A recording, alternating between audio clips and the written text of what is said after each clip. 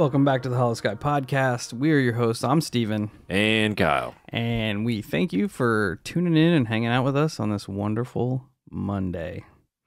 Hope it's going good for everybody. Probably not, because it's Monday. Yeah, Monday sucks, but whatever. At least we get to grace your ear holes on a Monday.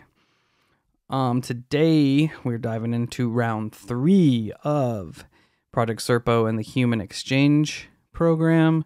So if you haven't listened to part 1 and part 2, go back to the previous episodes and do that. That way you're not lost and being like, what the hell is this dude even talking about? But before we get into that, we have to get through all of the housekeeping. So check us out at all our social medias: Facebook, Instagram, YouTube, Twitter, TikTok, Reddit, Discord, anywhere people are social, we're there. If you have a paranormal experience you'd like to feature on a future show, Kyle's got some details that you'll be interested in. That you may be interested in. You can use your smartphone app or the voice memo app on your smartphone, not your smartphone app, because that wouldn't make much sense. But you could use the voice memo app on your smartphones, record your story, shoot it over to the email, which is going to be holoskypodcast@gmail.com. You can also write your story out, send it over there. You can call the holophone, which is going to be 1-618-556-0837. All this is also in the show notes, the description of the show. So if you don't remember it, I say it too fast, whatever the case may be, go to the show notes, and it's all written out there. We also have a P.O. box in there as well. Send us weird shit. We always forget to shout out, but yes, please send us weird shit. Send us one of them Aztec death whistles. Or an elongated skull. Or an elongated skull, a UFO, whatever. Fucking whole UFO. I don't know if it'll fit in my P.O. box. It will. They'll make it fit. True. Make it fit. UPS guy knows where I live. Exactly. Have him drop it off. Yeah. So any way that you can get us any type of information. Right for the goods. Just send a UFO. Hell yeah. Or you want to send us shit, go for it. We're here for it. We're ready for way bigger things. So creepier things. Yeah, stranger things. Let's get it. If you'd like to support the show, tons of ways you can do it. We got a Patreon. Look us up over there. See if anything wets your whistle. We got all kinds of tiers. We release extra content. We got some goodies, stickers, all kinds of shit over there. We got a Venmo. If you'd like to throw some extra pocket change for our monster fund, we appreciate all of you. Best thing you can do is word of mouth us. Just kind of throw our name in the hat for anybody who listens to podcasts, likes weird shit, talks about creepy stuff, is a ghost hunter, is a cryptid hunter, is a astral projector, is a conspiracy whistleblower. Just be like, yo, have you heard these dudes? Funny story, a guy at work that I work with started getting a text from a random number, which was clearly a wrong number.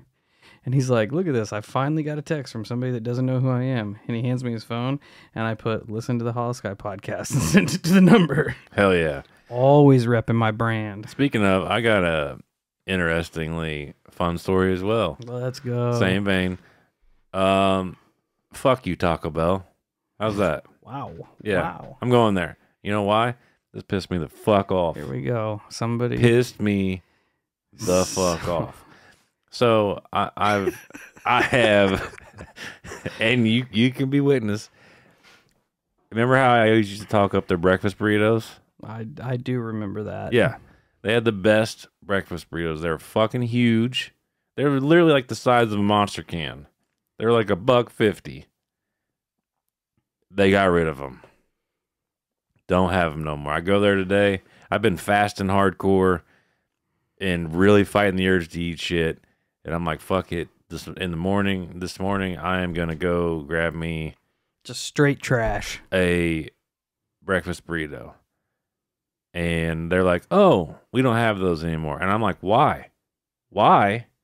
Everything that I love, everybody's like, let's get rid of it. It's going to piss Kyle off. Taco flavored pizza rolls. Anybody remember those? Fantastic. Gone. My wife even emailed him about it. I remember that. Dr. Slice. Gone. Done. Why? Why get rid of wonders of the world. This is ridiculous. Come on, guys. Somebody help Kyle out. Bring back good stuff.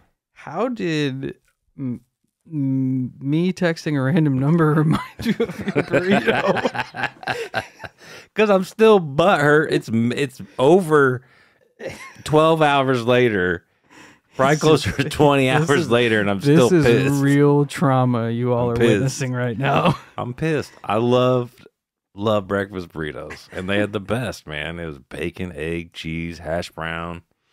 So good. This is legitimate psychological properly trauma. Portioned. All properly portioned. So if you could just email Taco Bell. Let's start a revolution. This is the hill I'm dying on, ladies and gentlemen. This is what he decided to go for today. For the love of God, someone get this man a breakfast burrito. Love it. Okay, yeah, word of mouth. Share us to all your friends that like podcasts. You can also leave us a 5-star rating and review wherever you listen to said podcast. Please do that. Yes, it helps us out in ways. Lots. Today's comes to us from the Birdman 24. Hey, 5 Larry stars. Bird? Larry Bird. I like Lil Wayne's dad, Birdman. Wow. Oh, Birdman. Okay. Great podcast. 5 stars. Awesome podcast, fellas. Keep rolling along. Been listening since the jump and glad to have found you guys. Take it easy. Got OG Birdman. Dang. Thanks for sticking around with us all these years. Yeah. That says a lot about... Fucking appreciate you. A lot about you. A lot about us. Yeah. It's a good time. So, yeah. Thanks, Birdman. We really do appreciate you hanging out with us all Absolutely. these years. It's cool to see people from the get-go, man. Still trucking along with us, idiots. Yeah. Yeah. On to our listener experience of the day. This comes to us from our friend Janet. It is titled Dreams. Janet says, "Hey, Stephen and Kyle. Thanks for sharing my sleep paralysis experience a couple weeks ago. I was so excited to hear my story on the show that I wanted to write in again. I've always had vivid dreams and can even remember some from my childhood. The one when I was 5 years old about the tarantula crawling up my body and biting me on the face. Fuck That's terrifying enough. That's what I'm saying. The one when I was 14 and a 6-legged bull rode through my front yard under the sign of a full moon. The one when I was 17. My then boyfriend died, and when I went to his funeral, he was laid out on a marble slab, dressed all in white, and when I passed by, he turned his head and opened his eyes." God damn. Are you sure you're not dropping acid? Well, I mean... Because that last one sounds like a sacrifice. Maybe it was. Which is really disturbing. Maybe she astral projected onto a different timeline and saw her boyfriend being sacrificed. That's not good. That's not good at all. No. Anywho, in 2009 to 2010, my former husband and I were separated, and we shared custody of our 2 kids who were still living at home. During the weeks that they were with him, I had lots of time for meditation and introspection. It was a time of spiritual awakening for me, and I began to have revelations of knowledge, as well as vivid dreams. The knowledge would be delivered directly into my mind, and I had to keep a pen and paper with me at all times in order to write it down as it came. Otherwise, I would not remember it later. I have notebooks filled with this spiritual knowledge and information, and it's been life-changing. At the same time, I began having vivid dreams, often with explicit, disturbing imagery. It was revealed to me that the disturbing imagery was necessary to get my attention, and that the meaning of the dream, while relatable to the imagery, was not directly related to the imagery. For example, in many of the dreams, my spiritual growth was represented by a baby. In one of my first dreams, I was carrying 2 babies to the car. One baby was mine, the other belonged to my friend Tracy. As I walked to the car, I began to lose my grip on both babies, and in order to save Tracy's baby, I had to drop my own. I can still hear the sound of the baby's head hitting the pavement. I instantly knew that my baby was dead. I woke from the dream shaking, crying, and terrified. The meaning of this dream was that while my old spirit had died, my friend Tracy was going to be my guide in becoming a new, stronger spiritual being. Another dream involved me looking in the mirror and seeing large, open sores on my face. As I looked in the mirror, I tried to examine the sores. Large chunks of skin and flesh began to peel off, and I was disfigured. The meaning of this dream was that I was being rebuilt, reborn, with new flesh and new spirit. A third dream involved my former husband. He was riding a motorcycle and had a crash. His cycle exploded and he was engulfed in flames, and no one could get to him to extinguish them. I woke from this dream crying with grief. The meaning of this dream was that some people, relationships are damaged emotionally beyond repair and cannot be healed in such a way that the relationship can be salvaged. Over the years, the dreams have become fewer and farther between, but I still have them, and I always write them down, as well as writing down the meanings and interpretations. Reoccurring imagery are the baby, almost always a baby boy, flowing water, rocky, craggy mountains, and steep terrain leading up the mountains. I am no longer frightened by the dreams. I've come to value and treasure their wisdom and the lessons imparted by them. While I no longer ascribe to a specific religion or belief system, I know that the dreams and the meanings are a gift from a higher power, and I am always thankful for the experience. I know this is a long email, so if you don't read it on the show, I completely understand. I just wanted to share some of my dream experiences with the two of you. Feel free to shorten or edit it if you do want to read it on the podcast. I love listening to you all, and I'm working my way through all the back episodes. Keep up the great work and stay weird. Best, Janet. Jim and Jane on Discord, but I like to lurk there. Well, Janet, thank you so much for submitting some more dreams here. I don't dream a lot, and I remember even less, but I've definitely had a dream similar to the one where your face was falling off. That sucks. Yeah, and it was in a very turbulent time in my life. I'm pretty sure it was when I was going through my divorce, and because I remember I was at the time living in my grandparents' basement. Because I remember, in the dream, I also walked into their basement and bathroom, and as I was looking at the mirror, I was started to just, pick, and, pieces of my face were coming off. Isn't that like meth? Could be. But, it's interesting, the take that you took on it about, rebuilding yourself, and the time that I had the dream was when, essentially my whole life was, falling apart. And I was kind of coming to terms with the fact that I had to start all over, right? Rebuild myself. So it's cool to hear people have similar dreams and their takes on them. I don't like the vision. The one that really fucked me up was the baby one. I understand the positivity that you drug out of that, but the visual side of that, it'd be a horrible dream to have. Yes, that is absolutely terrible. Yeah. Another thing, huge question. Is there, because I have zero knowledge in this at all, how do you get the interpretations to those dreams? Is that something that you kind of calculate yourself, or is there knowledge on it? Was it part of your download you got that time that you kind of briefly touched on there, which reminds me a lot of alien contactee stuff. I know there are the download. There's a lot of books and stuff on dream interpretation. Oh, okay. That seems very specific. You know what I mean? What do you like the baby thing. Yeah. I feel like that's a very specific dream for them to be this means this, you know? Yeah.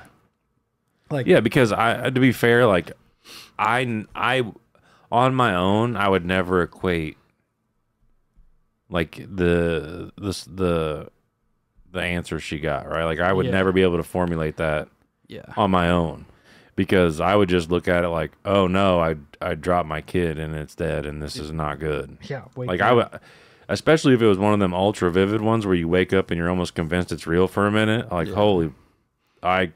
man. That would be terrible. Yeah. That terrible is an understatement. That'd be awful. Yeah, and your past dreams where a tarantula bit you in the face, and I am curious now too, where if you came up with these interpretations through your own experience, or if there was literature you're reading in on. Because I'm like you, I don't dream very often, but it would be interesting if there is literature, or if there is anything out there. I'm sure there is, but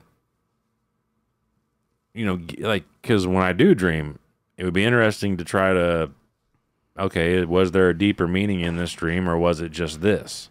Was it just what it is? You know? Yeah. I don't know. It's a topic I know nothing of. Me either, and one we don't touch on very much, really. Yeah, and it sounds like you have a decent amount of knowledge. Yeah, I'd be interested to hear more from you. And actually, one more question, real quick.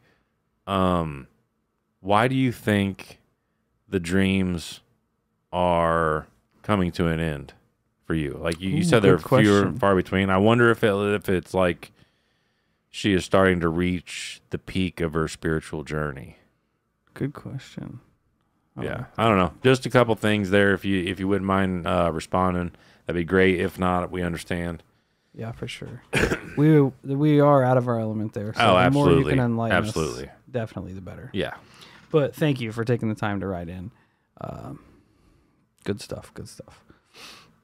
So now we are traveling back to Serpo. Light years away from Earth. If you haven't listened to the first episode, go do that. If you haven't listened to the second episode, go do that. As a little recap, 2 UFOs crashed at Roswell. We contacted the senders of the UFO. We traded them 12 intergalactic astronauts for one of their aliens. And we are... figured out there was cloning. Yeah. They're not as cool as we thought they were. No. They like to clone other species. Combine them. They apparently are badasses because they just kill entire species. That's where it ended with. They just annihilating the galaxy's exterminators. Yeah, it's weird. Yay. So we're going to go back in to where we left off, where the EBENs eliminated all of their enemies in this great war.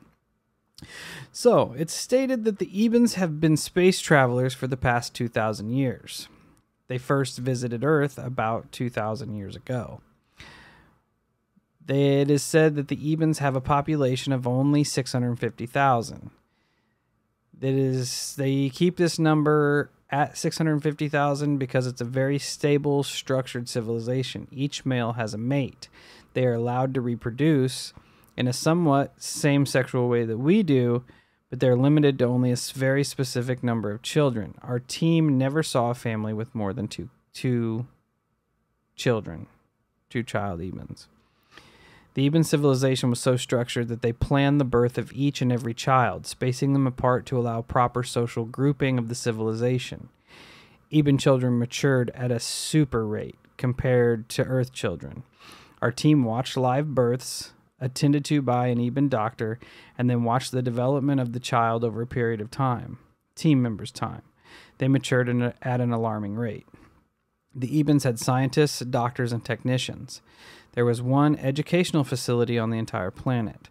If one was chosen, you attended the facility and learned the job that was best qualified for you and suited for you.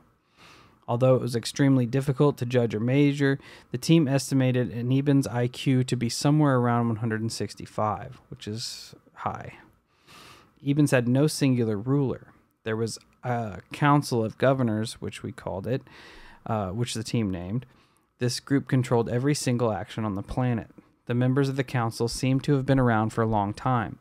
Since EBENs didn't age, or at least our team couldn't detect aging, it was difficult to judge the age of each member. There were about 100 different villages or living locations for the EBENs on the planet. The EBENs only used a small portion of their planet. They did mine minerals in remote areas of the planet and had a large industrial plant in the southern portion of the planet near a body of water. Our team determined that this plant had some sort of hydroelectrical operation. EBENs developed a different type of electrical and propulsion system. It is unknown to our team, and I don't think we ever really will understand it. They were able to tap into a vacuum and bring back an enormous amount of energy from said vacuum.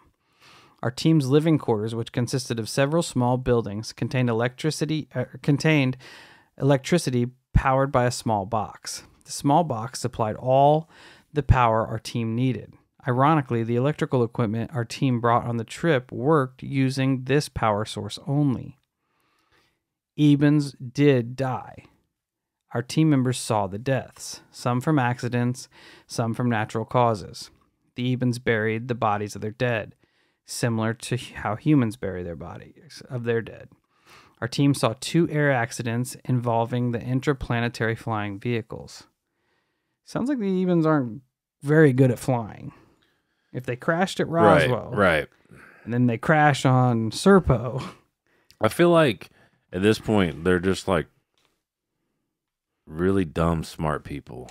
Yeah, like better humans. Like on paper and stuff, they're pretty top notch.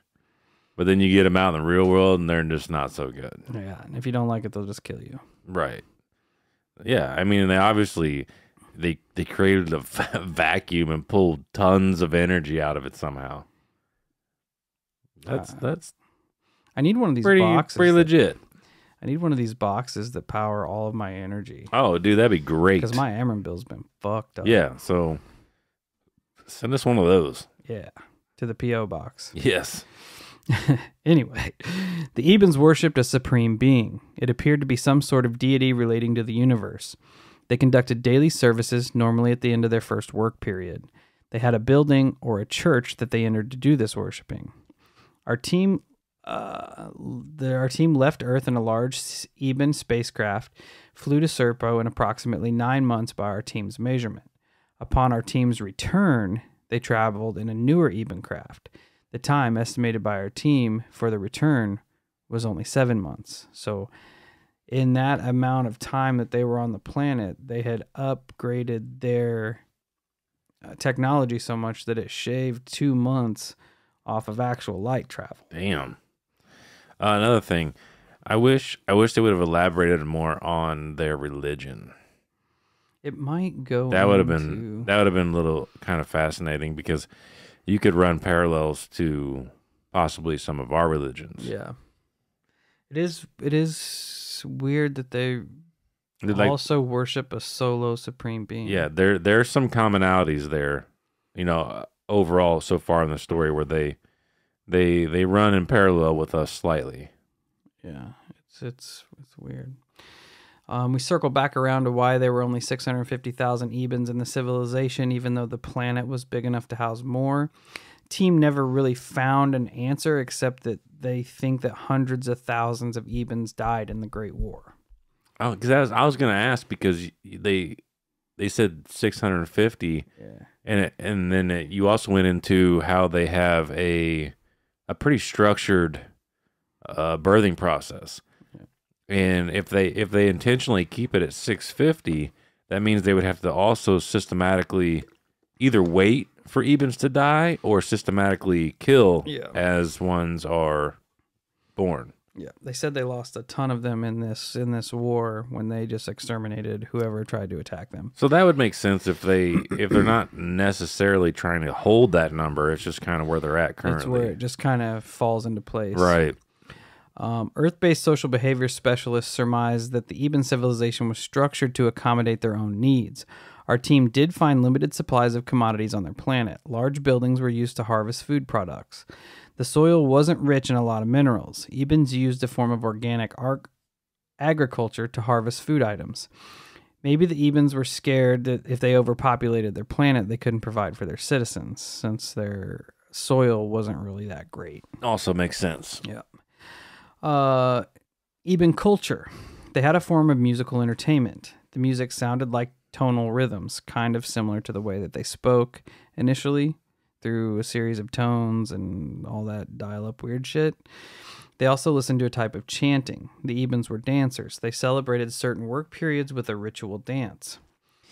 The EBENs would form a circle and dance around, listening to the chanting type of music. The music was played on bells and drums or something similar to them.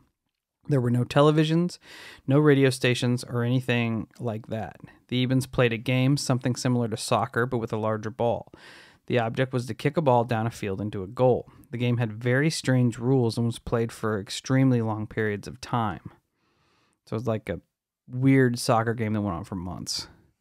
That sucks. They also had another game, mostly played by the children, that consisted of making formations with a group of EBENs. They seemed to really enjoy the game, but our team found little understanding in what they were doing. Although the EBENs civilization had no televisions or radios, each EBEN had a small device belted to their waist. This device gave orders to perform a particular task. News of pending events, etc. The device displayed a screen similar to a television screen, but in a 3D style format. So it's like a smartphone. Kind of, yep. Our team brought back one of these devices. I think today we would compare it to a Palm Pilot. There you go. Or a smartphone. There you go. The EBENs fought a battle with the enemy for a period of time. Our team members estimated that the war lasted about 100 years. But again, that's our time. The war was fought using particle beam weapons developed by both civilizations. The EBENs eventually were able to destroy the enemy planet, killing the entirety of the remaining enemy forces. So they're not afraid of RC4 because they've got planet killers. Yeah. And they shoot laser guns. Like, yeah, we're not standing a chance. Particle beam weapons. What if they see the Large Hadron Collider and think that it's a particle weapon? I wouldn't doubt that. Maybe so now they're about to flex on us. What if it is? It's our Death Star. What if it's the ray from we created that from this information? Gosh. We're gonna get fucked up. Yeah. So yeah, we turned our planet into the Death Star. We're like, hey, EBENs, look what we got. Yeah, we got a big one. Black hole creator. The EBENs did warn us that several other alien races within our galaxy are hostile. The EBENs, 7? Several. Oh, I thought you said 7. I'm like, damn, that sucks. The EBENs stay away from those races. The debriefing document never stated the name of the enemy, probably because they no longer existed. Cool. So probably the EBENs fucked them destroyed them. They're like, yeah, we don't go over there because it's just a pile of corpses. Yeah. I do appreciate the fact that, like, even though there are hostile races, that the EBENs are just like, yo, we're just going to kick it over here. Like, yeah, you know, don't mess with us. We won't mess with you. It is what it is. There were 4 photographs available, which were taken on Serpo. One of the photographs showed the entire team standing next to an EBEN home, with several EBENs standing in the background. Another photograph shows the team's new home in the north. A third photograph shows the EBEN village of the north, and the fourth photograph shows a group of EBENs playing their soccer game. Language and communication was our biggest barrier, but sometimes you didn't need words to understand what was going on. For example, when our first team member died in an accident, it was hard to communicate with the EBENs. The member died instantly, therefore no medical care was provided. Our 2 doctors examined the member's body and determined the injuries were consistent with that of an accidental fall. Initially, the EBENs never intervened with our care or offered to provide any of their medical care. However, once the EBENs, a very benevolent and caring people from what we've seen, saw our members crying, the EBENs stepped in and offered to attempt some sort of medical care. Although our doctors felt the team member was medically dead, they allowed the EBENs to try their own medical care. Most of this was either through sign language or speaking to the travelers who could understand some of the English.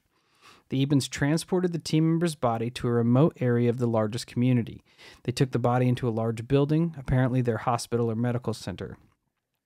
They used large examination tables to view the body. They ran a large blue-green light beam over the body. The EBENs watched a display that appeared on a large screen that looked like a television screen. The readouts were in EBEN written language, thus our team could not understand them. However, there was a graphic display, similar to a heartbeat graph. There was a solid line, and it was not wavering. Our doctors understood that this meant the same thing, that their equipment measured, that the heart was not beating. EBENs administered some strange liquid through a needle. This was done several times over. Eventually, the heart started beating again. So they know enough about human biology that they took a dead heart and turned it into a living heart. Our doctors knew that the internal organs of the body were damaged, but couldn't fully explain that to the EBENs.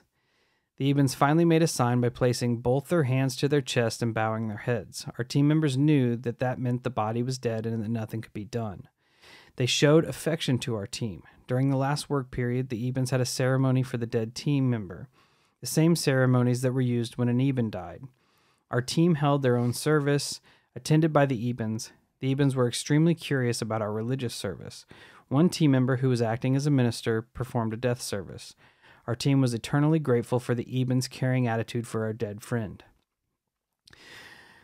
Selected team members carried small containers of liquid nitrogen.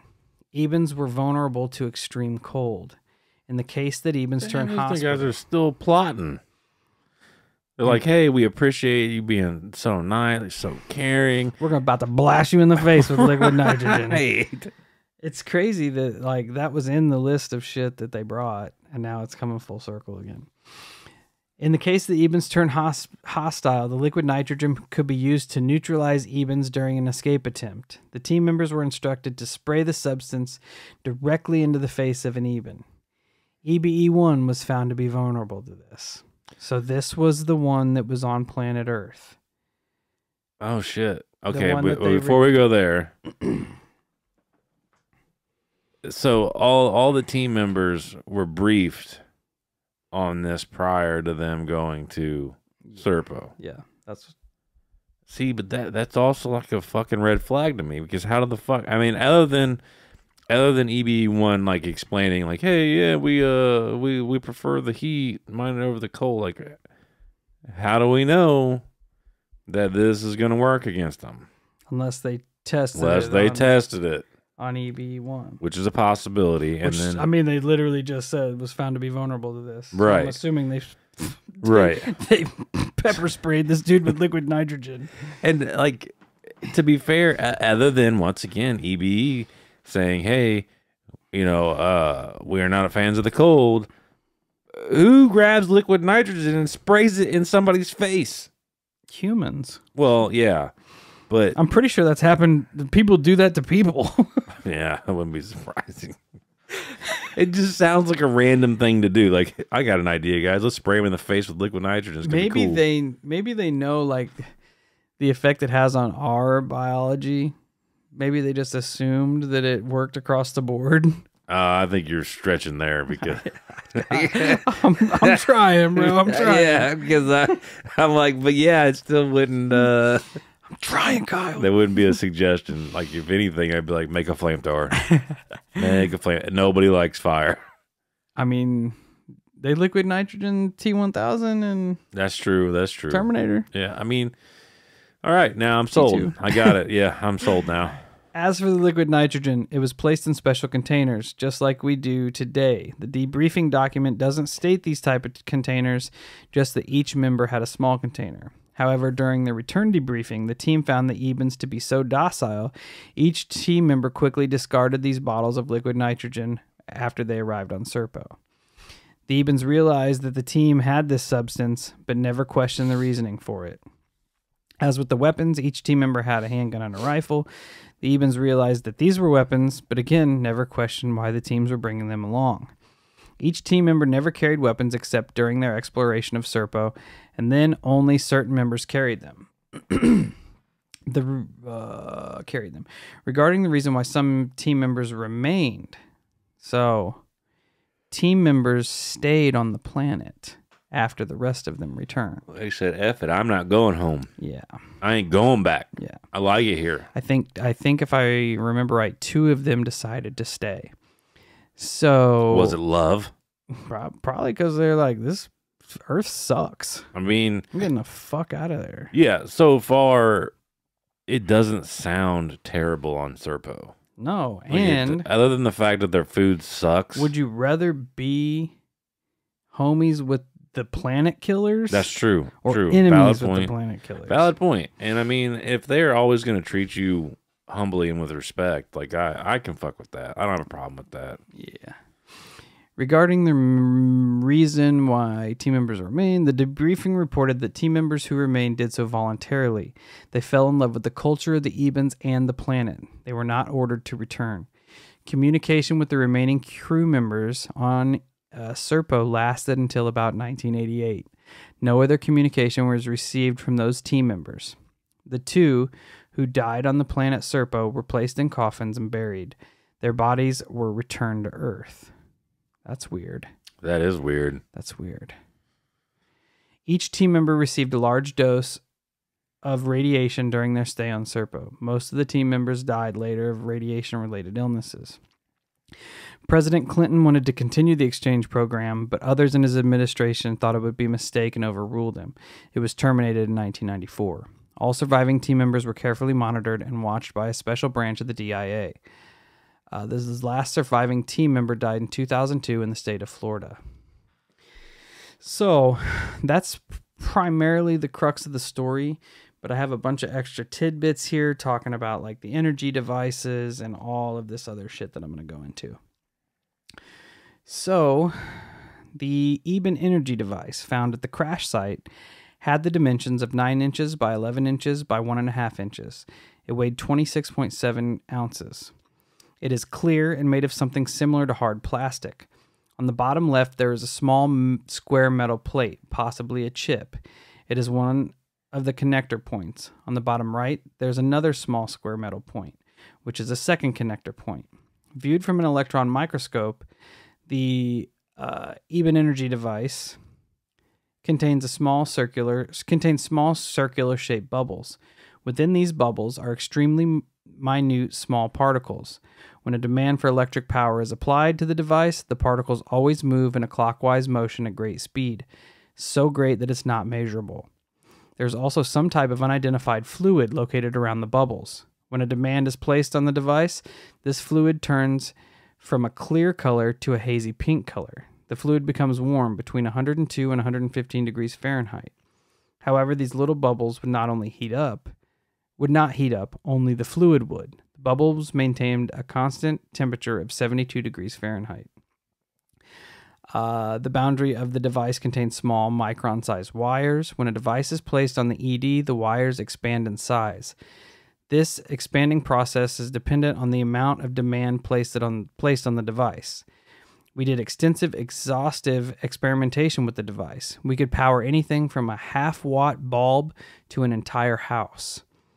The device automatically detects the required demand and then outputs the exact amount of energy needed to power the device. It worked on everything. Electrical except equipment that contained a magnetic field. Somehow our magnetic field interferes with the output of the demand of the device. However, we have developed a shielding to protect and correct this process. Interestingly, when our recovery team first found the device, they thought it was a window because of the clear plastic-like qualities.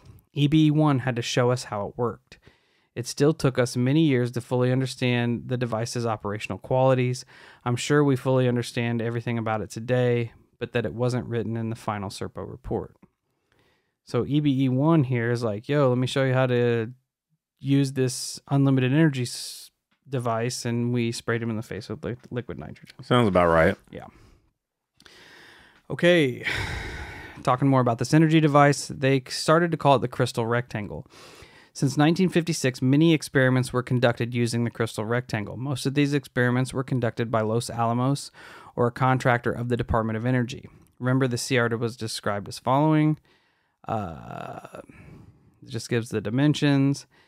There is a possibility that 2 of these devices exist.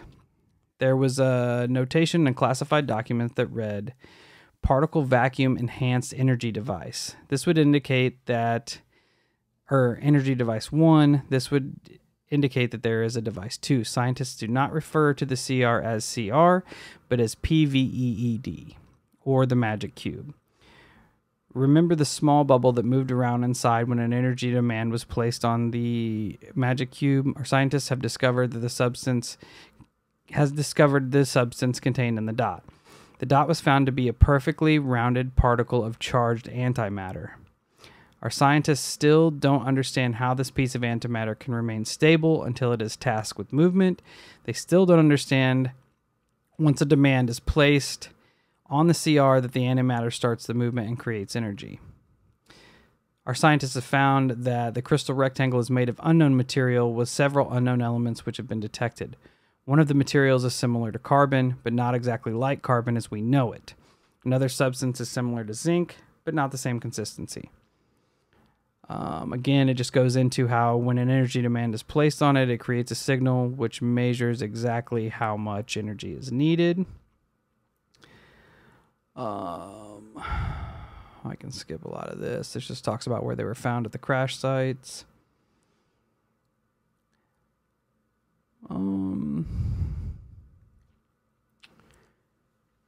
So we're going to go into some other tidbits here. The NTS, which I'm trying to figure out what the NTS stands for here. National Telemarketing Service. Yes. Nailed it. I had this written down, but can't find it. Anyway, the NTS was established in the early 1950s by the Old Atomic Energy Commission to conduct above-ground nuclear test. The test site consists of 1,426 square miles of test space and a total of 5,470 square miles of bombing and other testing ranges. The NTS is divided into 30 areas, which are then divided into units.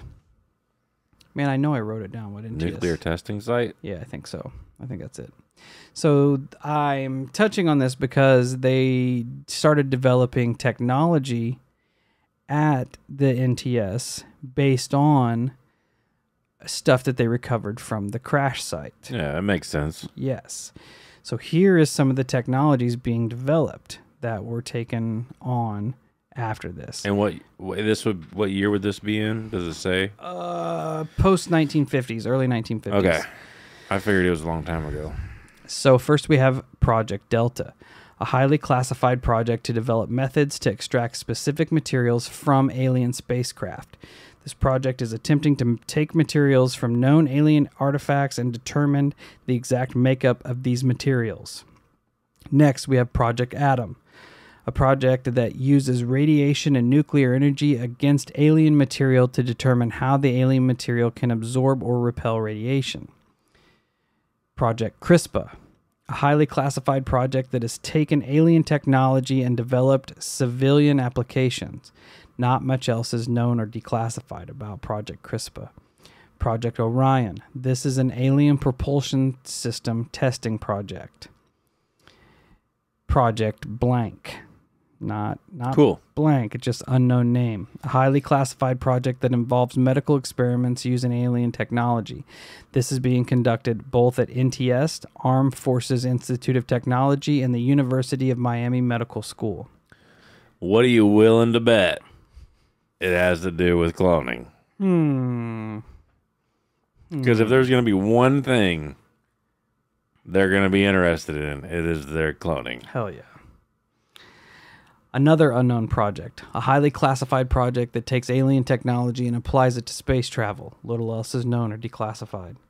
Project Sigma, an ongoing project that involves the studying of alien spacecraft. This project moved from Groom Lake to NTS. Project Nomad, a highly classified project to study alien species. Not much else is known or declassified. Project Starlight, little is known but involves the study of space using alien technology. U.S. secret plans for space exploration. The NSA and NASA both teamed up to develop new technology to explore the universe. The NSA and NASA have deployed the following deep space probes. In 1965, the first deep space probe, codenamed Patty. 67, codenamed Sween. 1972, codenamed Dakota. 78, codename is unknown. 82, codename unknown. 83, two more probes, both unknown. 83, a third probe named Mo. In 85, space probe launched on the SS Mission 51J, codenamed Stingray. From 88 to 97, the 9th through the 13th were also released. Their nicknames Amber Light, Sandal Slipper, Cocker Peak, Twinkle Eyes, and Kite Tangle. These probes were used to establish communication links with these aliens. They formed as a type of repeater system for communications. Not much else is known. A new propulsion system is being developed at NTS. This system, although highly classified, involves the actual use of alien technology to be placed on U.S.-style aircraft. Here is a debriefing that was supposedly sent to Ronald Reagan. I thought you all would find interesting. It states, there are different races or species visiting Earth at the same time. There are at least 5 different alien species visiting Earth. We think one of these species is exceptionally hostile. There are many parameters that we follow to evaluate the threat. However, we have little intelligence on 4 of the 5. We have plenty intel on the EBENs because they've given us everything we've asked for. They've also helped us to understand some of what we know about the other 4 species. We have intelligence that would indicate that one species of aliens have abducted people from Earth. They performed scientific and medical tests on humans. To the best of our knowledge, no humans have been killed. The intelligence is from witnesses, and we haven't thoroughly evaluated this intelligence yet. We have captured one of these hostile aliens. We have war plans on all potential threats to our country. We have absolutely no evidence that this particular alien race has any plans to attack the United States of America or planet Earth. There is no way we can control visitors from outer space from traveling to Earth and visiting our planet. Some astronomers find it difficult to believe that these aliens can find Earth. We are on the outer reaches of our galaxy. Our sun is one of hundreds of thousands of such stars within our galactic neighborhood.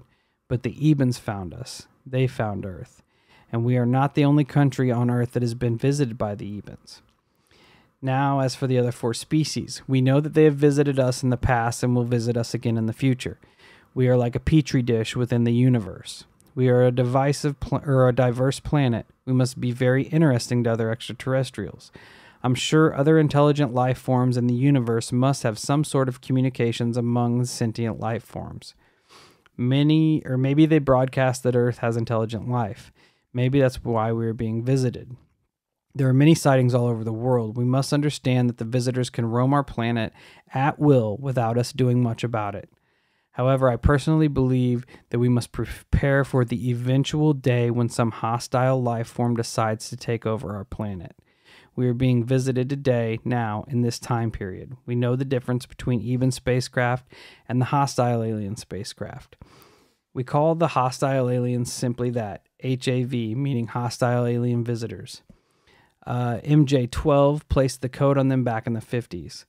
The HAVs have been visiting us and kidnapping our people since the 50s. We have some indication that they might have been doing so for some time, but we really have to consider all evidence listed in our reports and compare that to some of the open source information. There are always humans that will exaggerate and just tell lies, compared to the real ones or the ones who were abducted and subjected to experiments. We have to sort through the differences and place some aside and look at real evidence for abductions. But we can be sure that EBENs have never done this. They are extremely peaceful and would not harm a living soul, including animals. Which seems weird considering that they literally have exterminated other aliens and have an entire medical testing lab full of other... I'm almost wondering if this was like put out before they got information back, where they're like, man, these guys are not chill. They're not chill. They are extremely peaceful and would not harm a living soul, including animals. The 5 species are called EBENs, the arculoids, quadloids, hepaloids, and tarantuloids. That Tarantuloids. Sounds sucky. Yeah, tarantuloids. Tarantula. These names were given to the alien species by the intelligence community, specifically MJ5. I was thinking MJ12 is Majestic 12. That's exactly what I thought. MJ5, maybe, I don't know nothing. The EBENs are friendly. The tarantuloids are the dangerous one. We have a tarantuloid, but it's dead. We captured it in 1961 in Canada, and we held it in captivity until 1962, where it perished. The hostile alien species is responsible for abducting humans. We can clearly prove that some 80 Americans were abducted from about 1955 until the present. The last one in July of last year, which says 1980, so that's when this came out. This Reagan debriefing. Right. So from 1955 to 1980, it said we can prove that 80 Americans were abducted. That's what they can prove. Yeah. We have a special military intelligence unit keeping track of these abductions. We have FBI agents attached to assist us when needed. We have some NSA and in some instances CIA personnel helping. Unfortunately, we don't have the technology to know when these hostiles will abduct. We get information afterwards. We interview the victims and place them under hypnotic trances. Some of the victims remember the entire event without hypnosis, while others need hypnosis to relate what happened. We haven't found one single death directly related to the hostile aliens. We have had deaths that were attributed to the abductions. Suicides. We've recorded 5 of them. But these are the abductions that we know about. We have no idea how many other abductions are occurring in this country or around the world. These hostile aliens are pretty sneaky. They seem to appear and disappear, which is beyond our technical understanding. They also seem to float or defy gravity. We have actual photographs of them doing this. We have a classic abduction incident that was recorded by military intelligence personnel. It happened in 1979 near a military base in New Mexico. We know which planet the tarantuloids come from. The EBENs gave us that information. We know the star group. It is very close to our solar system. I mean, in astronomical terms, maybe 20 light years away. They are actually closer to us than the EBENs are. The home world of the HAV, the tarantuloids, is the 3rd planet out from the star Epsilon Eridani in the constellation Eridanus, 10.5 light years away. Although somewhat cooler and fainter than our sun, it is very similar. This specific star group is located in what's known as the Celestial River, where it flows out to southern Achenar. I don't know. This goes into a bunch of astrological stuff, and I don't know anything about it. The planet has been found orbiting a sun-like star only 10.5 light years away with a magnitude of 3.7. No direct picture of the planet has been taken. The planet was discovered by gravitational wobble it created on its parent star. The discovery marks the closest naked-eye sun-like star yet to have been found, housing an extrasolar planet.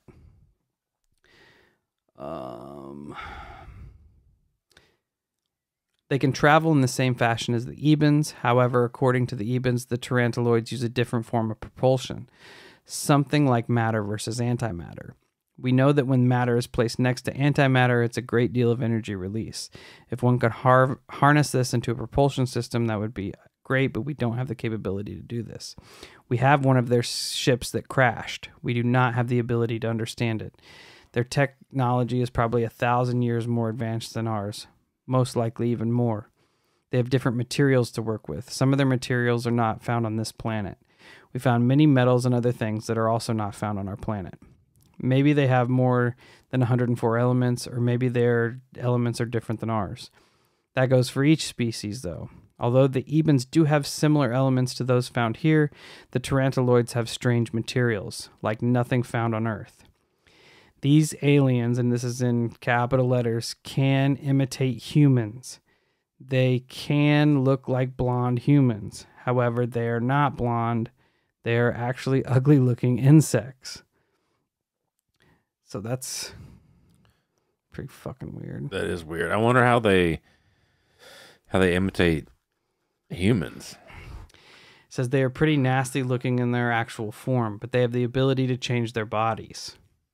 So, okay. Like a shapeshifter. Yeah. They are 1,000 years ahead of us in technology and probably every other science. They are just flesh and blood like a human body. They can be killed. I was just getting ready to say, if it bleeds, we can kill it. It is. But their spaceships have force fields around them and they cannot be shot down. It takes some doing on our part. We have to use some small-style nuclear missile to shoot them down, but we haven't actually done that yet. We have experimented in Nevada on the captured craft of theirs. We haven't used any nuclear missiles to shoot down any alien flying craft, but we could if we had to shoot one down. For instance, if a group of them attacked us, but that is not likely. We know that we can recognize their language, which is entirely different from the EBENs. They use very high-brand radio systems, but they have different frequencies, and it's difficult for the NSA to track. Our air defenses are as best prepared as we can be against any form of attack by this group. We have a system to cover any threat, and we do have war plans just for an event like this if an event like this is possible. So this goes on to talk about the various species, which I'd already touched on. So there's this thing called the Red Book. The Red Book is an extremely thick, very detailed account summary written and compiled by the U.S. government on UFO investigations dating from 1947 to the present day, which I'm assuming is 1980. This orange-brown book is updated every 5 years and also contains some crossover information from the Yellow Book. The Yellow Book, or the Bible, is the aliens' history of our universe written by the aliens themselves, as well as their interactions and involvement with Earth's development and evolution. It was brought to Earth and presented to the U.S. government at the famous Holloman Air Force Base landing in April of 1964 by female EBE number 2, which it was also translated by her. We did have visitors from 9 other star systems. The Greys, which some characterize as being like EBENs, but they are not. They come from a planet near Alpha Centauri. Alpha Centauri is a nearby multiple star system, and it talks about that, yada, yada, yada. The Red Book lists 9 different visitors, which what they call these 9 species of aliens that come to Earth. We determined recently that some of the visitors were the same type of race, but a mechanical life form. They were hybrid beings that were created in a laboratory rather than by natural birth. The creatures were more like robots. Although they were very intelligent and could make decisions, they might be hostile visitors that some people have reported. We have not had any visitation since 1985 from the EBENs. So I'm wondering if all these visitors are EBEN clones that kind of went sideways. Could be. Release 23. There are 2 common links between each alien group and the EBENs. The first link is that the EBENs discovered each group, civilized them, and then cloned their species with others. It is an extremely complicated subject and is something I don't care to go into at this time with you. While we don't know all the specifics, basically the EBENs use the DNA of each alien group to create other species of aliens. The second common link is the DNA. Each alien group has the same exact DNA. We don't know how that's possible. Level 2, I kind of cut and pasted some of this, so I'm kind of confused as where I'm going here. Level 2 at the S2 facility is where J-Rod, J-R-O-D, and the other alien, the Arquilloid, lived. They have special containment facilities to house each alien. One thing that has never been disclosed is the name given to the second alien, the one-shot Acryloid. The U.S. government named that alien CBE-1, or Clone Biological Entity 1. The word acryloid was coined by Area 51 scientists to classify each different alien race. We know of 5, all given to us by the EBENs. We developed other names for each race, especially for the acryloid, who was the creature shot at the Gate 3 incident. I have the Gate 3 incident somewhere in here. We will get there shortly. The EBENs cloned other races of aliens. As one of my other colleagues recently wrote and told you, it's really an incredible complex story, but the acryloid was a cloned biological entity created by the EBENs. It would take hundreds of hours and thousands of pages to write a clarification to explain it, neither of which I'm prepared to do. Quadriloids were also genetically created by the EBENs. The quadriloids were cloned from 2 other species. So as you can see, it gets really very complicated, hence my reluctance to delve into it deeply. Cataloged alien species and their celestial origins. This just goes into the different 5 species that were here on Earth and where they came from. EBENs were from Serpo and Zeta Reticuli. The Arqueoloids from planet Pontel near Cygnus Arm. Quadloids, planet Otto and Zeta Reticuli, genetically engineered, praying mantis-like creatures and lizard-like creatures created by the EBENs. Hepaloids are from a planet named Damco near the Cygnus Arm, and the Tarantaloids from planet Silas and Zeta Reticuli. This is updates on the visitor statuses. Based on Project Gleam, the U.S. can communicate with our visitors. The communication system is a complex, highly classified series of relay stations and satellites. The communication system is entitled Echelon. It is run by the Defense Communication Agency and not by the National Security Agency. The visitors have come to this planet have provided direct communication links on the following dates. April 1964 in Socorro, New Mexico. April 1969 in White Sands, New Mexico. April 1971 in White Sands, New Mexico. 1977, White Sands, New Mexico. November 1983 in an unknown location believed to be Kirtland Air Force Base. November 1990 in White Sands again. November 1997 at the Nevada Test Site. That's what NTS is, Nevada Test Site. That makes sense. Yep. November 1998, November 1999, and November 2001. All contact is made at Nevada Test Site. EBE-1 allegedly said that mankind has been genetically altered throughout time and that they established religions and Christ in particular on our planet. An idea that was popularized in 1989 bestseller Gods of Eden by William Bramley. If one reads the Yellow Book, the true and correct history of mankind as relayed by the EBEs, it reads between the lines. One would come away with a thought and clear impression that the EBENs had something to do with Jesus Christ, or possibly that Jesus was one of them.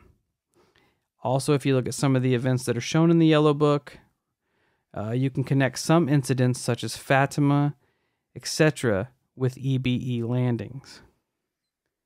So those are both things that we've touched on before. Yeah, ironically enough, even before this story, like when we talked about Fatima, I made the suggestion that it was a mass abduction. Yeah, that's why I cut and put that little paragraph in there. I'm like, man, it just kind of, everything goes kind of full circle. Right, yeah.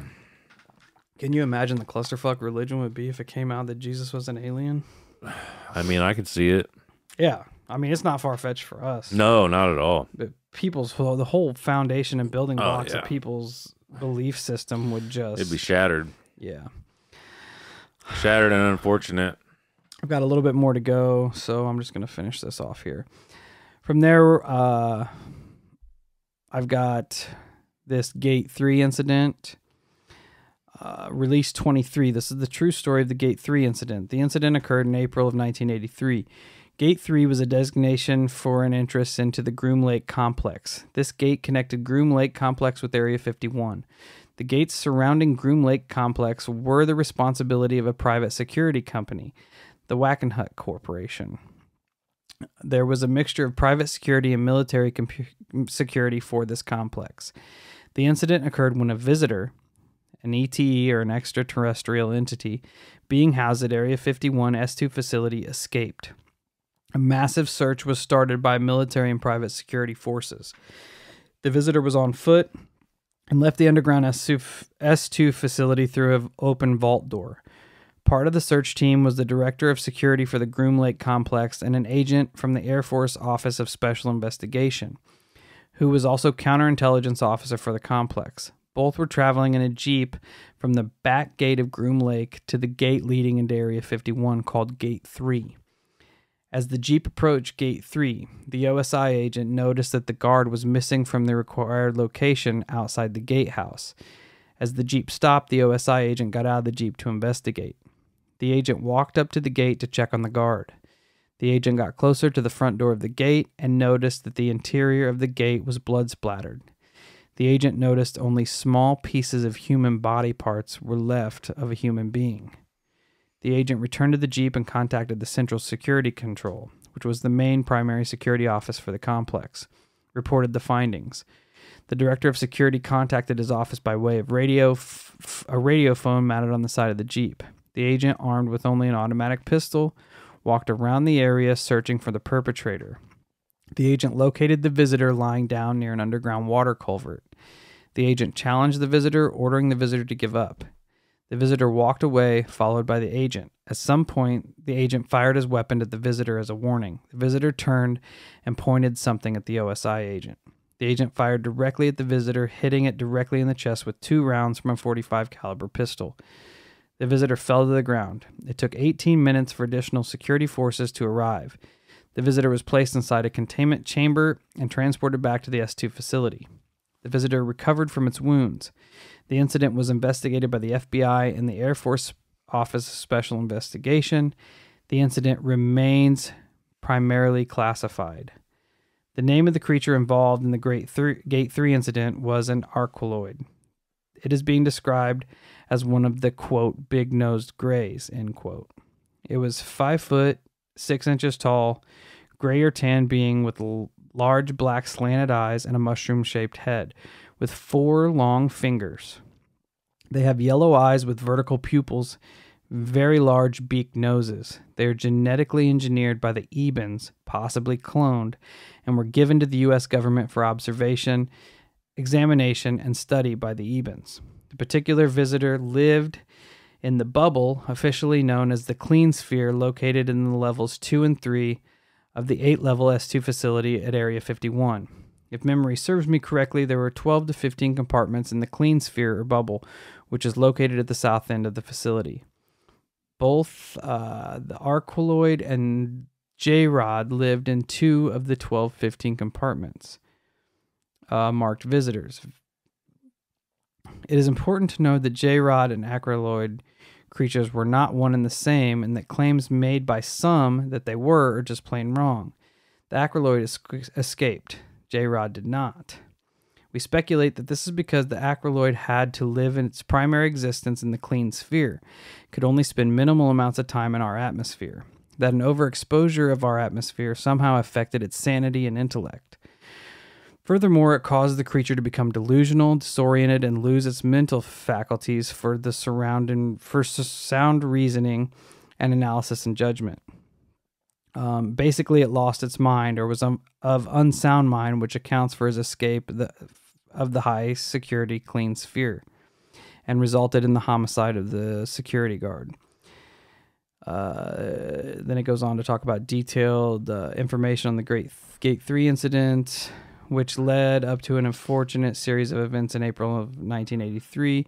This is all explained in a 300-page report on the Gate 3 incident, which combines investigative efforts of the FBI and the FOSI. EBEN showed us creatures they created. Yes, they can clone almost any living tissue into a creature via a method called rapid cycle cloning. J-Rod was a creature created by the EBENs. He was intelligent, contained a brilliant mind, and was able to adapt quickly to our environment. The second creature, the arqualoid, was primitive. The second creature was a form of a slave. It can be controlled, given orders, and was safe, or at least we thought it was safe. The second creature was controlled by a brain chip that functionally was controlled by a little black box. They even provided this creature for us for medical experiments. J-Rod became frustrated with our efforts to control this creature. The arqualoid creature was able to fully communicate telepathically with J-Rod. At some point, the creature expressed its desire to be free, and J-Rod released the creature, and thus we had the Gate 3 incident. After the incident, J-Rod was placed in a secure confinement containment facility. The arqualoid creature, which survived the shooting once medically healed, was placed inside a more secure facility and restrained by a system provided us by the EBENs. The creature died about a year later from a mixture of the trauma associated with the shooting and its brain activity, which just essentially failed. After this incident, the J-Rod was never fully trusted again. He was under strict control at all times. His mannerisms changed. His mood changed because of the increased attention. J-Rod, although gentle, was upset over these new measures. As for the Gate 3 incident, everyone has their own opinions. With respect to the OSI agents directly involved with the shooting, I don't want to put anyone in a dangerous, sticky situation. Some of the information is still extremely classified. To this day, many involved in the shooting still have great differences of opinions as to what should have been done, especially with the containment team en route only minutes away. I don't want to be accused of being a Monday morning quarterback, but the agents on scene did what they thought was right, and while generally praised, others differ on that point. No one has mentioned the poor guard. The examination of the scene revealed that the guard was potentially imploded.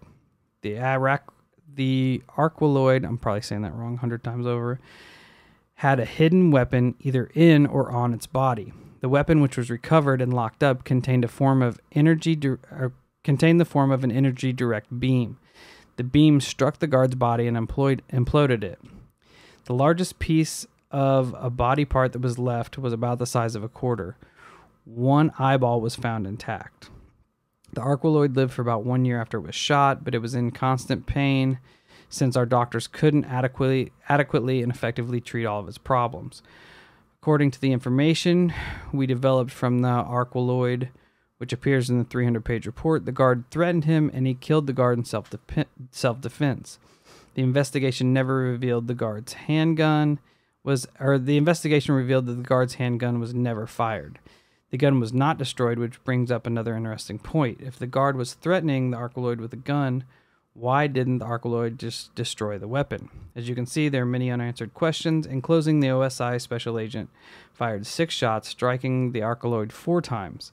The agent fired from a distance of 165 feet away, which is a really good shooting. Yeah, I would agree with that.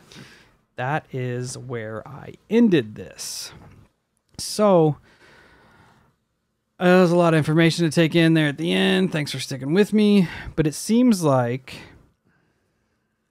all of this revolves around the EBENs. Like the EBENs are the perpetrators of almost everything in the galaxy. At least all the ones that we're in contact with. Yeah. And the fact that they all have the same DNA but are biologically different just, again, completely throws a wrench in everything we know about biological science. Right. And it's so weird because they portray the EBENs as like this peaceful, kind of just doing their own thing civilization, when they essentially gave this Arqualoid to the government, but they also equipped him with a weapon. Right. Right. That sounds... And they also gave him to the government to experiment on. Yeah. So there's definitely some nefarious nature there. And now, you could argue that the EBENs are so intellectually smart and curious that they don't register good and bad like we do. True. That's right? true. Because they would, like, in hindsight, like, they say, oh, well, they wouldn't kill an animal, yet they capture them to experiment on. That's true. But if you looked at it through that lens of, like, quote unquote science, they may not perceive it as, like, we're not, like, murdering this thing, like, we're trying to learn in the name of science. Yes. Yeah. So it's a weird double standard there that there might be a relative explanation to. Yeah. And to be fair, we haven't heard from them in how long, as far as we know. One of their science experiments might have been extra smart and badass and decided to take it to them. I thought the same thing. Or maybe they stumbled upon somebody that was badder than them. Right. And just smoked them. We don't like what you're doing. This whole story, for lack of a better term, caused a lot of uproar in the UFO community. There's people who are saying this is all just a elaborate hoax someone had wrote up and put out. But I'm like, man, it's a lot of information. A lot of information. This is just the stuff that I picked out from that website. And the website, I'll go back and reiterate that for everybody. So this website, the OOCities .org, Maurice Osborne, Serpo, he just kind of took all the information he took from Project Serpo and kind of like streamlined it. So this isn't even the totality of it all. This is just important things that he was touching on that I was pulling off of there to put this together. So for someone to just, essentially they would have to write this whole script and then start releasing it a little after little in UFO forums to see if it takes off. When hell, I mean, you could have probably sold this to a movie studio and made fucking bank. Oh yeah. And what's funny is, like, you read that Gate 3 incident and it plays out almost, obviously it's enhanced, but it's literally an X-Files episode. Oh, yeah. There's an episode where an entity gets out and is running through the woods. Agents go to chase it, and then it fucks a couple of them up. And they have to set up like lasers because this thing can cloak itself. But I clearly remember the episode. How weird would it be if they released that episode to just like prime people for like the same way they do with everything else? Yeah, you know? I mean, but I think the X-Files episode obviously came out after this experience.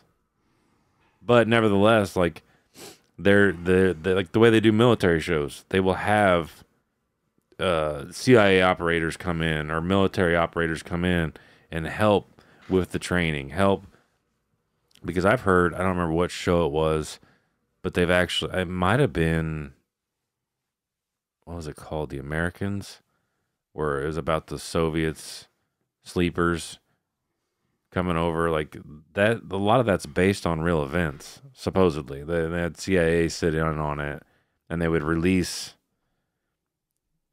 subtle information with them to help them build the show. Yeah. So, I mean, that's a possibility. Or maybe the creators of the X-Files heard of the story and that's true, and was like, "Yo, let's make an episode of this. This is crazy. You know, we'll put our spin on it, but the groundwork's already here." Yeah, for sure. But I thought it was interesting. Once I started hearing about it, I dove into podcasts, and then I found these websites, and I was like, man, we're going to dive into this. So it's a fucked up story. That is true. So essentially there's an alien race out there that has created everything, might be Jesus, and just fucks up a lot of shit. On one hand, it's good, and on the other hand, it's questionable. Yeah. So, yeah, that's Project Serpo and the Human Exchange Program. If anybody else dives into this or has dove into this and has more information they'd like to shoot our way, please feel free to do so. But thanks for hanging in there with me on this 3-episode banger. And well, that is a wrap. So check us out at all our social medias: Facebook, Instagram, YouTube, Twitter, TikTok, Reddit, and Discord. And until we meet again, stay safe, stay weird. And if you encounter the Virgin Mary at Fatima, it might just be an alien abduction.